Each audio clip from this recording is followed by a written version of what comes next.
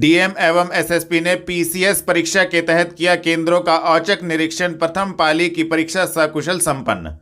आपको बता दें, जनपद में आयोजित पीसीएस प्रारंभिक परीक्षा 2024 पारदर्शी, निष्पक्ष, नकल विहीन, सकुशल तथा शांतिपूर्ण तरीके से संपन्न कराने के लिए जिला प्रशासन एवं पुलिस प्रशासन प्रतिबद्ध है। सुरक्षा के दृष्टिगत कड़े प्रबंध किए गए हैं। डीएम मनीष बंसल एवं वरिष्ठ पुलिस अधीक्षक रोहित सिंह सजवान द्वारा BHS inter college, Siyaram inter college सहित अन्य केंद्रों का रविवार दोपहर 2:30 बजे निरीक्षण किया गया। इस दौरान अधिकारीगण द्वारा सुरक्षा व्यवस्था का जायजा लेते हुए सीसीटीवी कैमरों, बायोमेट्रिक स्कैनर, मुख्य प्रवेश द्वार पर सुरक्षा व्यवस्था, परीक्षा केंद्र पर शौचालय, पेयजल, अभ्यर्थियों के मोबाइल, बैग इत्यादि जमा करने की व्यवस्था को चेक किया गया।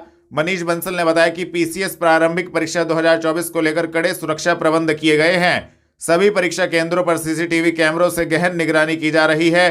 परीक्षा के दौरान परीक्षा हॉल तथा परिसर में किसी भी इलेक्ट्रॉनिक डिवाइस का इस्तेमाल न हो सके, इसके लिए कड़े इंतजाम किए गए हैं। परीक्षा के दृष्टिगत विभिन्न प्रशासनिक और पुलिस अधिकारियों कर्मचारियों की तैनाती की गई है। प्रत्येक परीक्षा केंद्र पर स्टैटिक मजिस्ट्रेट तथा केंद्र पर्यवेक्षक की नियुक्ति की गई है। परीक्षा देने आए अभ्यर्थियों को ट्रैफिक की समस्या न हो, इसके लिए ट्रैफिक पुलिस की तैनाती की गई है। वरिष्ठ पुलिस अधीक्षक द्वारा ड्यूटी पर तैनात पुलिस बल को निर्देशित किया गया कि परीक्षा देने आए सभी अभ्यर्थियों की विधिवत चेकिंग व प्रवेश पत्र सत्यापन होने के उपरांत ही प्रवेश दें। किसी भी अभ्यर्थी को कोई इलेक्ट्रॉनिक डिवाइस परीक्षा केंद्र में न ले जाने दिया जाए। इसके अतिरिक्त किसी अभ्यर्थी को परीक्षा केंद्र पर पहुंचने में असुविधा होने पर उसकी हर संभव सहायता करने सहित अन्य आवश्यक दिशा निर्देशों से अवगत कराया गया।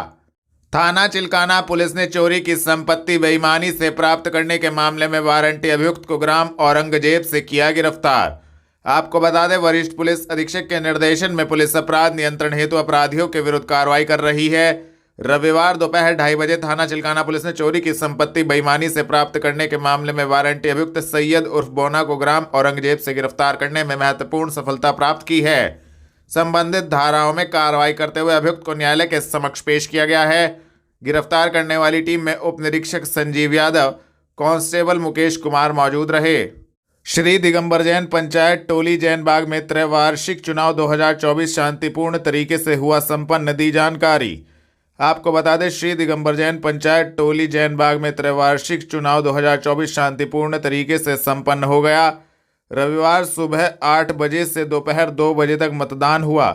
इसके बाद मतगणना की गई। इस दौरान जैन समाज के लोगों ने मतदान किया।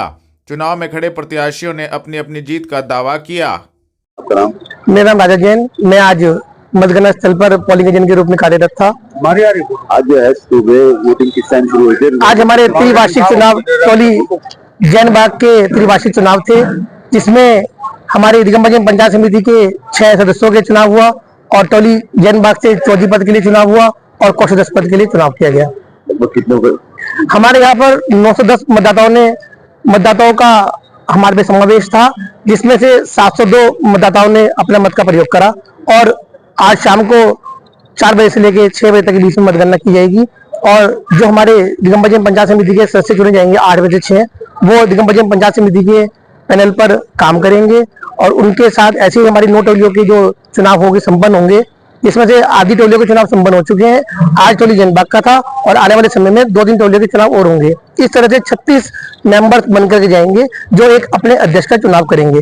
वर्तमान में हमारे जैन समाज के अध्यक्ष राजेश कुमार जैन जी हैं, जो पिछले कई वर्षों से जैन समाज के अध्यक्ष बनते आ रहे हैं और हम उम्मीद करते हैं इस साल भी 3 साल के लिए हमारे श्री राजेश कुमार जैन जी अध्यक्ष बनेंगे। जो इस चुनाव संपन्न होंगे, जो यहाँ से मेंबर जीत के जाएगा, उन्हीं के सबके वोटिंग के हिसाब से वो अध्यक्ष, महामंत्री और कोषाध्यक्ष चुने जाते हैं। रोल हमारी फोटो चुनाव को लेकर क्या करेंगे? हमारे जैन समाज सहारनपुर में ये सबसे स्वच्छ प्रणाली है। जो हमारे अध्यक्ष राजेश जैन जी, उनके नेतृत्व में जैन समाज सहारनपुर लगातार आगे की ओर बढ़ रहा है। आपने देखा हो 5 करोड़ से लगातार धर्मशाला का निर्माण चल रहा है। पीछे आपके संत निवास, जो आप फरस देखा, आप कितना सुंदर प्रांगण, उन्हीं की देख रेख में, उनके नेतृत्व में हम सब उनके साथ चलते हैं और उनके आदेश अनुसार आज भी मैं दिल्ली में था। आरसमती माता जी ने आशीर्वाद दिया और महावीर जन्म कल्याणक महोत्सव आरसमती जी के सत्संग में मनाया जाएगा और आचार्य विमर्श सागर जी 35 पिंची के साथ सहारनपुर में आएंगे। ये सब राजेश जैन जी के नेतृत्व में होता है। लेकिन हमें कुछ दिनों से वो हमारा नेतृत्व करते हुए भी नेतृत्व कर रहे हैं कि उन्हें कितनी कठिनाई हो रही, फिर भी राकेश से, मुझसे, अजय से टेलीफोन पे संपर्क करते रहते हैं। अभी वो दिल्ली, अभी देहरादून गए परसों जब, तो मेरे से फोन करके सुबह उन्होंने पूछा भाई क्या चल रहा है संजीव। मैंने कहा जी ठीक चल रहा, आप आराम करें। आज भी मेरी बात हुई, कहने लगे, मैंने कहा जी आज आराम करें आप थोड़ा सा, फिर उसके बाद क्योंकि बहुत संगाने हैं, उनका नेतृत्व तो आपको करना है। मैं आप सबसे भी निवेदन करूंगा जितने साथी खड़े कि उनको स्वस्थ होना जरूरी है। इसलिए आप लोग भी कम समय में बैठे उनके पास, जिससे वो स्वस्थ होकर जल्दी से जल्दी हमारे बीच आए और हमारा नेतृत्व पुनः करें। वैसे तो नेतृत्व कर रहे हैं कि धर्मशाला का जो शिलान्यास होना है, जो उसका उद्घाटन होना है, वो हमारे अध्यक्ष जी राजेश जैन जी के हाथ से होगा।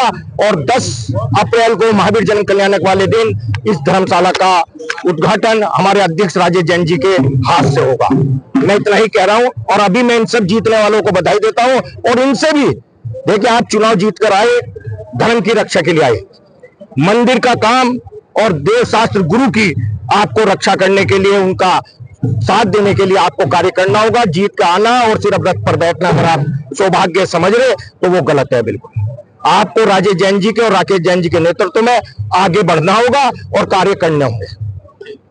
जनपद में यूपी पीसीएस परीक्षा में प्रथम पाली में 32.50% एवं दूसरी पाली में 32.16% अभ्यर्थियों ने दिया एग्जाम। आपको बता दें, जनपद सहारनपुर में यूपी पीसीएस परीक्षा रविवार शाम 4:30 बजे शांतिपूर्ण ढंग से संपन्न हो गई। पहली पाली में 32.50% एवं दूसरी पाली में 32.16% अभ्यर्थी परीक्षा देने पहुंचे। सहारनपुर जनपद में परीक्षा के लिए 26 केंद्र बनाए गए थे। परीक्षा 2 पालियों में संपन्न हुई। इस दौरान पुलिस एवं प्रशासन द्वारा सुरक्षा व्यवस्था के पुख्ता इंतजाम किए गए थे। आईएमए भवन में भाजपा द्वारा वीर बलिदान दिवस पर संगोष्ठी का किया गया आयोजन, दी जानकारी। आपको बता दें, रविवार शाम 5:30 बजे भारतीय जनता पार्टी के द्वारा हकीकत नगर स्थित आईएमए भवन में वीर बलिदान दिवस के अवसर पर संगोष्ठी का आयोजन किया गया। कार्यक्रम में श्री गुरु गोविंद सिंह के चारों साहिबजादों को याद किया गया। कार्यक्रम की शुरुआत दीप प्रज्वलन से की गई। इस दौरान नगर विधायक राजीव गुंबर एवं अन्य पदाधिकारीगण, कार्यकर्तागण उपस्थित रहे तथा संबंधित जानकारी दी। यह कि आज जब हम साहिबजादों की शहादत को याद कर रहे हैं, तो आज की जो पीढ़ी को क्या संदेश देंगे, क्या कहेंगे? निश्चित रूप से इस देश के इतिहास को जो किताबों में अब तक पढ़ाया जाता रहा, उससे सच्चाई को बहुत दूर रखने का काम हुआ। मैं धन्यवाद करना चाहूंगा आदरणीय प्रधानमंत्री श्री नरेंद्र मोदी जी का, जिन्होंने आज हमारे साहबजादों की शहादत को किताबों के अंदर अंकित करते हुए अपनी युवा पीढ़ी को अवगत कराने का काम किया। और आज माननीय नरेंद्र मोदी और योगी जी के प्रयास से आज चाहे वो स्कूल के विद्यालय हो या समाज के अन्य हमारे संगठन हो या भारतीय जनता पार्टी हो, अपने साहबजादों की शहादत के इतिहास को अपने बच्चों तक पहुंचाने का काम कर रही है। और हम सबका भी ये नैतिक दायित्व है कि हमारे सिख धर्म के गुरुओं के द्वारा उनके साहबजादों की जो इतनी बड़ी कुर्बानी हुई है और गुरुओं की कुर्बानी को जन जन तक अवगत होना चाहिए, किस प्रकार से हिंदू धर्म की रक्षा के लिए हमारे सिख धर्म के गुरुओं ने और अन्य लोगों ने किस प्रकार से कुर्बानियां देकर इस हिंदुत्व को बचाने का, सनातन को बचाने का काम किया है, इसकी जानकारी बच्चों तक अवश्य होनी चाहिए। रायवाला कपड़ा मार्केट में रायवाला क्लॉथ मार्केट एसोसिएशन ने अपनी मांगों को लेकर किया प्रदर्शन, दी जानकारी। आपको बता दें, रायवाला क्लॉथ मार्केट एसोसिएशन का रविवार शाम 4 बजे नगर निगम के खिलाफ गुस्सा फूट गया, जिसमें एसोसिएशन के पदाधिकारियों का कहना था कि नगर निगम से पिछले 3 वर्षों से पार्किंग बनाने की मांग की जा रही है। लगातार वह अपनी मांगों को लेकर अधिकारियों से मिल रहे हैं। पदाधिकारीगणों का कहना था कि मांगें नहीं मानी गई तो वह अनिश्चितकालीन भूख हड़ताल करने को मजबूर होंगे। मैं संजय अरोड़ा, चेयरमैन रायवाला कपड़ा मार्केट।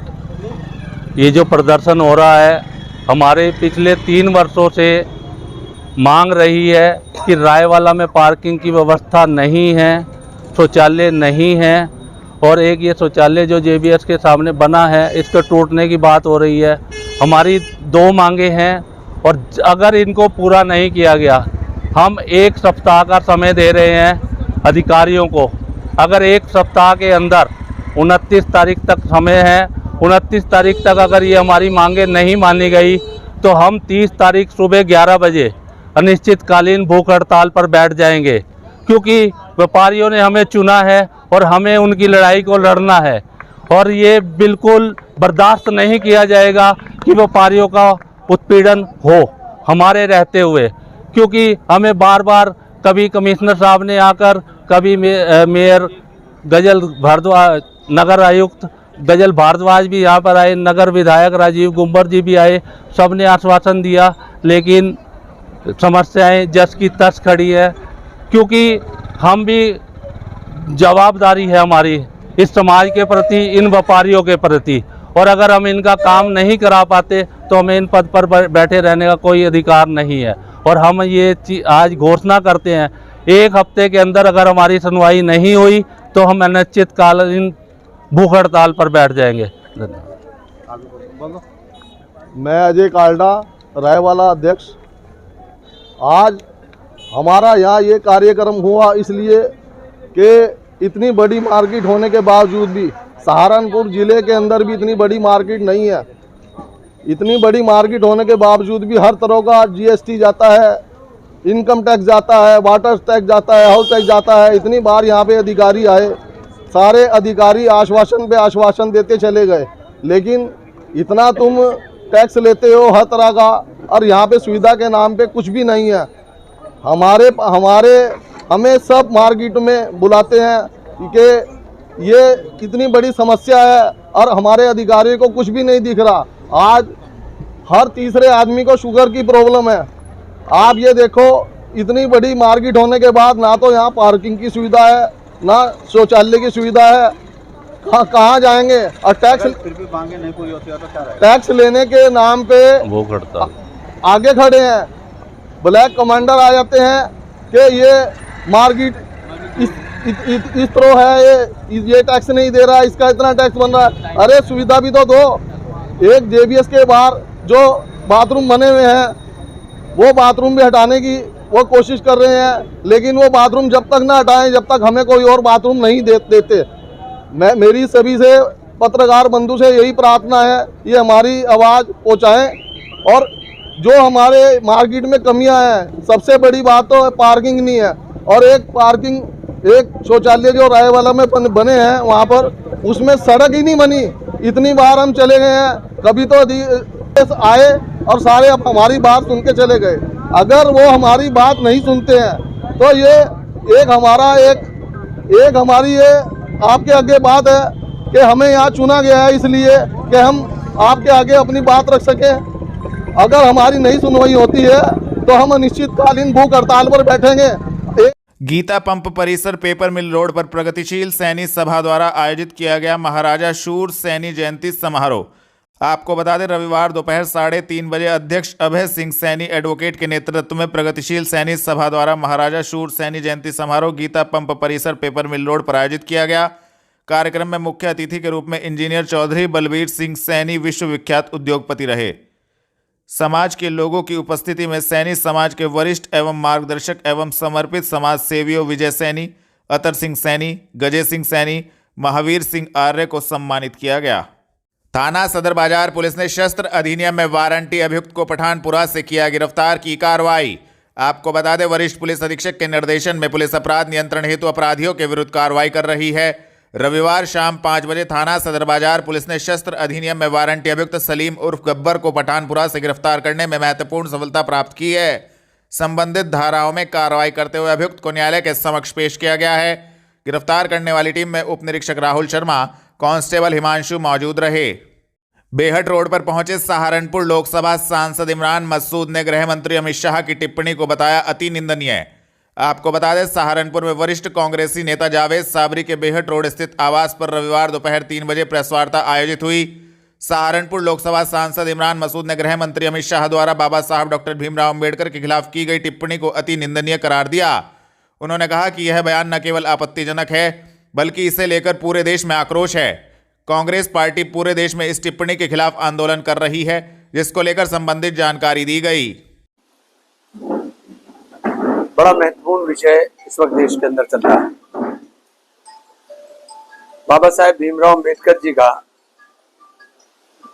जिस प्रकार से अपमान करने का प्रयास संसद में हुआ और उसको ध्यान हटाने के लिए उस पर से संसद के अंदर मैं चूंकि खुद मौजूद था, संसद के अंदर जिस तरह से धक्का मुक्की की बात की गई, ये बिल्कुल निराधार है। बाबा साहेब के अपमान को देश याद रखने का काम करेगा। बाबा साहब भीमराव अंबेडकर जी ने देश को संविधान दिया, एक सुरक्षा कवच दिया, देश के आम नागरिकों को उनके जीने का मौलिक अधिकार दिए, देश के अंदर रहने वाले विभिन्न धर्मों के लोगों को धार्मिक स्वतंत्रता प्रदान की। और जिस प्रकार से आजकल देश में चल रहा है, संविधान एक ऐसा ग्रंथ है जो हम लोगों की रक्षा कर सकता है। संविधान के रचयिता, संविधान सभा में संविधान को प्रस्तुत करने वाले बाबा साहेब भीमराव अंबेडकर जी के बारे में कैसी सोच भारतीय जनता पार्टी रखती है, वो संसद में दिखने का काम हुआ। हम लोग आज पूरे देश में कांग्रेस के सभी सांसद आज और कल सब पूरे देश में अपने अपनी कॉन्स्टिट्यूंसी के अंदर इसी परिप्रेक्ष्य में वार्ता कर करके हम लोग चूंकि मौके पर मौजूद थे, कोई ऐसा घटनाक्रम वहां घटा नहीं। अगर कुछ घटता तो अब तक सीसीटीवी फुटेज सबके पास होते। प्रेस वाले वहां मौजूद थे, प्रेस के कैमरे लगातार चल रहे थे और ये बार बार कहना कि धक्का मुक्की और हमने कॉरिडोर दिया था। आप देख लीजिए, जिस टाइम राहुल जी जा रहे हैं, कौन सा कॉरिडोर था, पूरा रास्ता ब्लॉक किया हुआ था।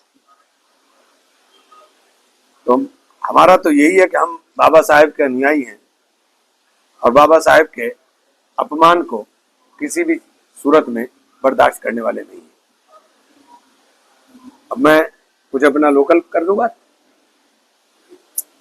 मैंने जब जीत कर गया था तो आपसे लोगों से एक वादा किया था कि सहारनपुर का सांसद गूंगा नहीं होगा, और मैं आज ये बात दावे के साथ कह सकता हूं कि संसद के प्रत्येक दिन मेरा सवाल संसद के अंदर आया और बहुत महत्वपूर्ण विषयों के ऊपर मेरे सवाल आए, जिसमें सबसे महत्वपूर्ण हमारे लिए सस्ता सुलभ न्याय उपलब्ध कराने के लिए जो बार बार कहा जाता है कि सरकारें कोशिश कर रही हैं। सरकार ने जवाब दिया है कि हम पश्चिम उत्तर प्रदेश में कोई हाई कोर्ट की बेंच नहीं बनाने जा रहे हैं।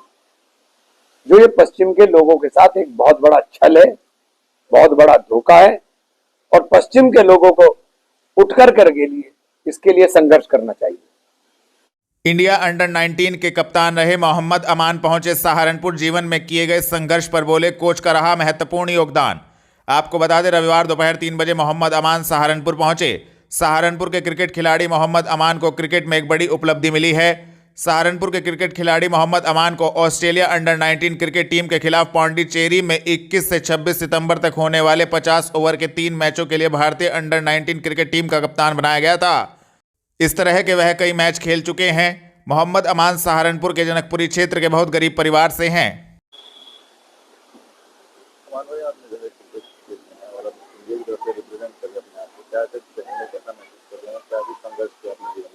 नहीं, बहुत अच्छी फीलिंग है भैया, मतलब कंट्री रिप्रेजेंट करना अपनी, और इंडिया जैसी जगह से आप अगर इंडिया रिप्रेजेंट कर रहे हो, इंडिया जैसी कंट्री से क्रिकेट में, तो बहुत ही बेस्ट फीलिंग है भैया।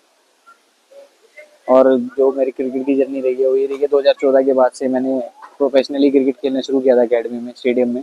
उसके बाद से फिर 2016-17 में मैं अंडर 14 खेला फर्स्ट टाइम। फिर 2020 तक ऐसे ही चलता रहा, मैं स्टेट क्रिकेट खेलता रहा, बट मतलब इतना कुछ इम्प्रूव नहीं हो पा रहा था। फिर उसके बाद से कोविड आ गया। कोविड में फिर मम्मी पापा के जाने के बाद उसके बाद फिर मैंने यहाँ भूतेश्वर आना शुरू किया टप्पू सर के पास। तो इस टाइम पे मतलब बहुत डिफिकल्टी रही घर में, तो तो इसमें जो मेरी एकेडमी के सर हैं टप्पू सर, वो मुझे मतलब मंथली पैसे दिया करते थे खर्चे के लिए, इससे मेरे घर का खर्चा चलता था, मेरा चलता था। और फिर उसके बाद में जब ट्रायल वगैरह भी जाता था उसमें पैसे देते थे।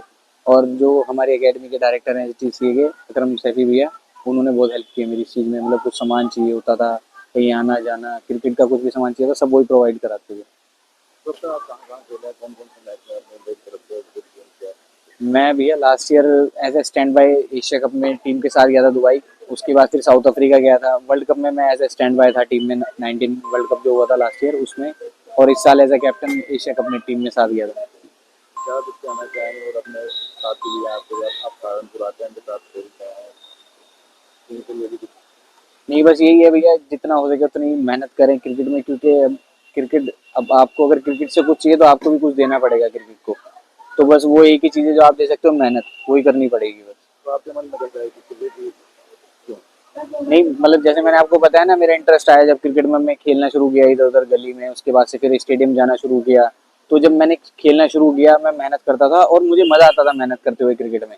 तो जब क्रिकेट में कोई भी काम अब आप करोगे और उसमें मज़ा आएगा ना आपको मेहनत करते हुए, तो वो चीज़ जो सेटिस्फेक्शन देती है वो कहीं और नहीं मिलता। तो मेरे को यही था बस क्रिकेट में कि मैं मेहनत कर रहा हूँ और मुझे मज़ा आता था मेहनत करते हुए। जितनी ज़्यादा मेहनत करता था उतना अच्छा लगता था मुझे क्रिकेट में। तो इसलिए मैं इसी ट्रैक पर महसूस करें कि आप इतने शहर से अपने सहारनपुर से निकले गए खेले? नहीं, बस यही है भैया, जो जिस एम के साथ या ड्रीम के साथ ये सब कुछ शुरू किया था, मैं मतलब लेवल बाय लेवल उसे अचीव कर रहा हूँ। तो यही चीज़ है बस। ये चीज़ें मतलब जब खेलना शुरू किया था तो हर बच्चे का ड्रीम होता है, और अब वो ड्रीम की तरफ मैं चल रहा हूँ सही रास्ते पे, तो यही है बस। बहुत अच्छी फीलिंग है मतलब।